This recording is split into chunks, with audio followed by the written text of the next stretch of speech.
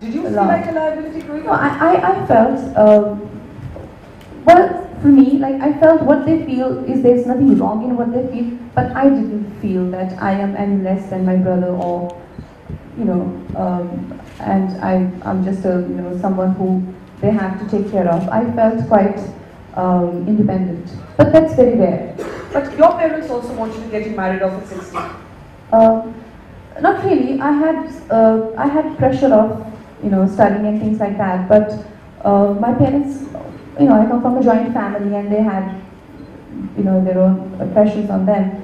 But yeah, they definitely didn't think of me doing something other than getting married and taking care of my household.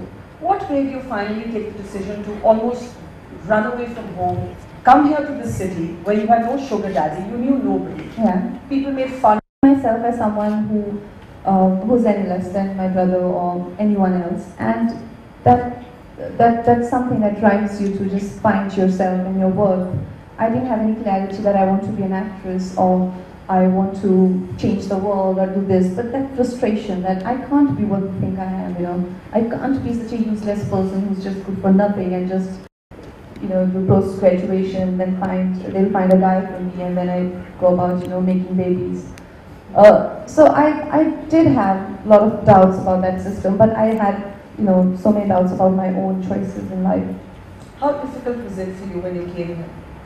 Very difficult. I mean, it's quite harsh, and I don't have to go into the details of it, but. But you went days without food, you slept on the pavement? Yeah, and then I fell for a trap. Like, you know, I was physically abused, and I, you know. By whom? You know, like I don't want to take names, and. By people in the industry? Yeah, yes, people, you know, when they see needy people, and it's just not that you do fall for those traps, and you do feel that, you know, people sometimes might help you without, you know, but there are no free lunches, right?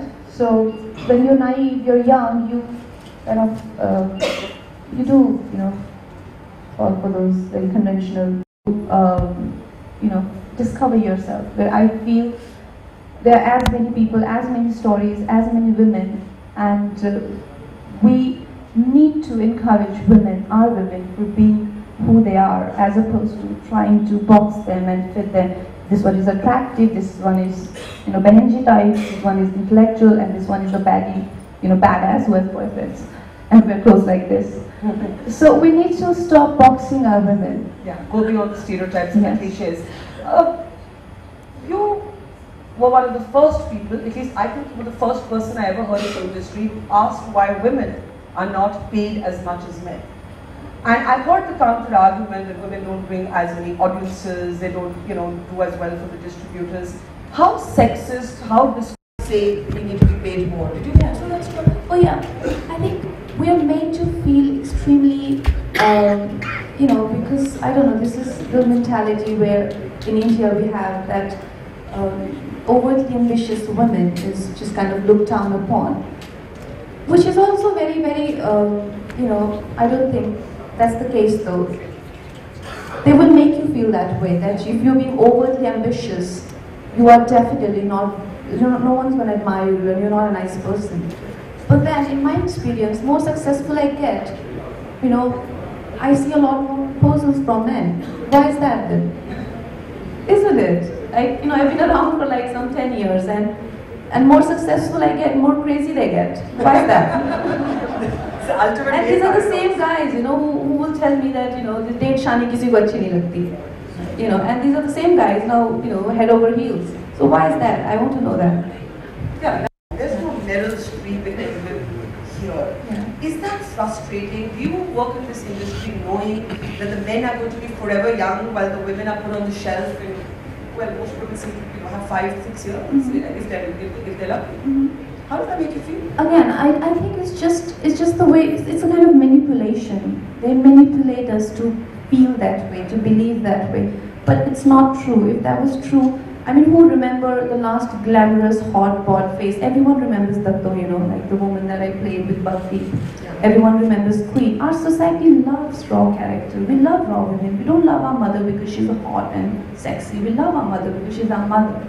You know, and we love our granny because she's our granny. We value her. We don't remember anyone's face from our childhood. We love our granny's face, you know. So our society loves. If that wasn't the case, why would Dutt be such an iconic character? Yeah. You know, my Krish character is not iconic. The one where I play really hot as mutant. But yet the men last longer than the women in the role of hero. Because they make us believe that. They don't want us to be, they want us to be a certain way. They make us lose our identity. It's a trap. It's a trap. We need to be aware of this trap. They will make you lose your identity, and then you won't like yourself, they won't like you either. So when a man says that, oh, you're not 16, or you're not 15, there you have your first wrinkle. Don't hate yourself for that. Love yourself, he'll follow you. So we need to love ourselves first. We are desperate to look all the time a certain way, but in my experience, I can only speak for myself. All my hot characters or whatever, by the grace of God, I never got any attention, but the day I played real women, and that we can't give credit to the industry. We have to give that credit to our audiences, our population. They love real characters, they love raw women, and I don't care. Why would anyone care if Queen is actually 27 or 37? Hardly makes a difference. Yeah. What difference does it make? If it doesn't make a difference to film industry, they wouldn't want you to feel that way. They get extremely threatened, So we don't have to fall for that. Try to be aware of your gifts. One of the things I really applaud you for is that you had a 2 crore rupee offer to do a fairness cream ad. And you not just turned it down, you said you're embarrassed and ashamed of every colleague of yours in the industry. And this includes both men and women and some of the biggest stars who do market fairness products. What made you say that? Like I said, I really thank my ex, white guy who I was dating, because growing up, I didn't come through conversations like this, and I thank you and people like you who, I don't know how much change people like you can bring about, but at least you're talking about it. The one who is willing to have that awareness, or maybe fortunate enough to have that awareness, would actually get it from you. So growing up, I didn't see anything wrong with fairness cream. In fact, I thought it was actually cool to be fair or not to be fair. Did you use it? I think I was quite pale growing up. I didn't need it, but like I said, I didn't see anything wrong with fairness cream. But when I was dating this white guy, he teased me. He's like, oh, you guys are so funny. You openly sell fairness cream. It's not acceptable, And I'm like, why is that? It's like, because it's not acceptable that you're trying to tell your race that you shouldn't be this way, and should. And that's the time actually I realized that what we are doing, how we are sort of giving our generation complexes and not letting them be confident and not letting them find beauty in their own race, And it's just this whole new world opened up to me, and I'm like, what are we doing as people? The whole world is laughing at us, And he used to tease me that, so you must be thinking that I am fair and lovely because I'm white. And I hated that.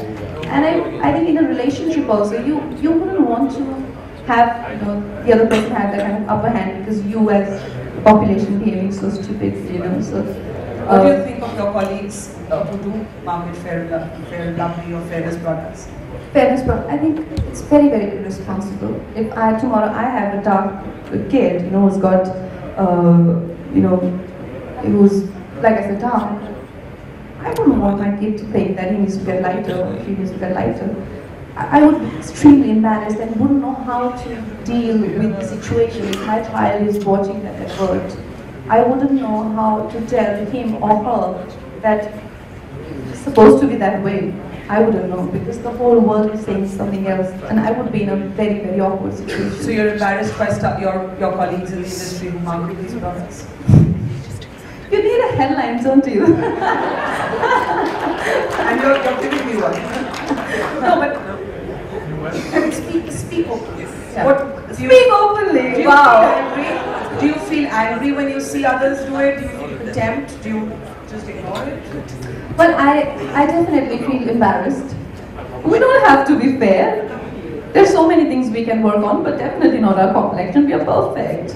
And obviously, like I said, beauty is everywhere, but we need to make our women confident. We need to let them find their confidence. And when you show an advert where a brown person goes for an interview and gets humiliated, and then she goes back and puts on this thing and goes back being a little bit more lighter and get the job. I mean, what you saying? Like, I mean, come on, like, this is so stupid.